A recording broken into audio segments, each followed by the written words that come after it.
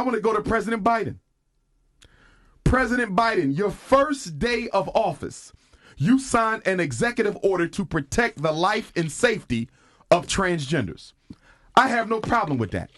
But you did it on your first day. But he sat up here with you, Charlamagne, and told black people that if you don't vote for me, you ain't black. So if you went out of your way begging black people to vote for you, why haven't we got an executive order or any other activity coming out of the Oval Office from President Biden to protect black people from police? I agree. Look what he's doing with the anti-Asian hate. President Joe Biden signed an executive order that is exclusive to Asian Americans and Pacific Islanders. I don't have a problem with that. But if you can protect the Asian American and Pacific Islander from violence, why can't you do the same thing for black people? They've been dealing with violence for 1 year as a result of COVID. That's what it's called, the COVID-19 Hate Crimes Bill, to protect Asians as a result of discriminatory treatment that they've been dealing with for how long? 1 year. Black people have been catching hell for 400 years, and we have yet to get an executive order from Joe Biden to protect us from the police. So can I ask you a question? If the Senate was able to pass the anti-Asian hate crimes bill, Charlamagne and Envy, 96-1 with almost no opposition, why is it that the Emmett Till lynching bill still has not been approved? Why is it that there have been over 200 different anti-lynching bills introduced in the U.S. Congress? 200! And not one of them has been approved by the U.S. Congress yet. But the first ever Asian bill goes through on the first try. Look at the racism. Look at the discrimination. Look at the bias. Look at the inequity there. And why are they catering to the Asians? You know why? Because the amount of white people in this country is shrinking. That's right. And whenever the amount of white people in America shrinks, America looks to find other white groups or other minority groups that they can build an alliance with to protect their power and their interests. Who better than the Asians? They're just as conservative politically as many middle-class white Americans. They are just as economically comfortable as many middle-class white Americans.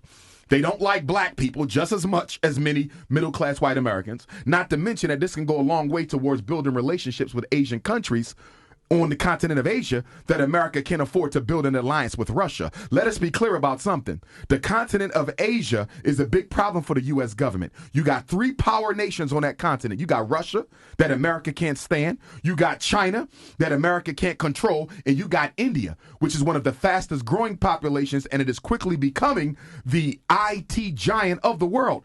Kamala Harris is not the vice president by accident. Kamala Harris is the vice president on purpose because America needed to send the nation of India an olive branch to improve their relations because America can't afford for India to get tight with China or Russia. This is politics. And they're going to use the Asians, okay, as probationary whites. They're going to upgrade them to probationary white status to make sure that they stay on the side of the white man and not go on the side of the black man. This Asian agenda is a distraction from the issues that are affecting black people. How do you sign an executive order for the transgenders, executive orders for the Asians? He has signed nothing for black people. And mind you, Envy and Charlamagne, there have been at least 5 notable police terrorism cases on Joe Biden's watch. You had the 16-year-old sister who was shot 4 or 5 times with the knife. And I don't want nobody to tell me that the police were justified. We're going to get to that. Okay, I got you. Yeah. But the 5, her.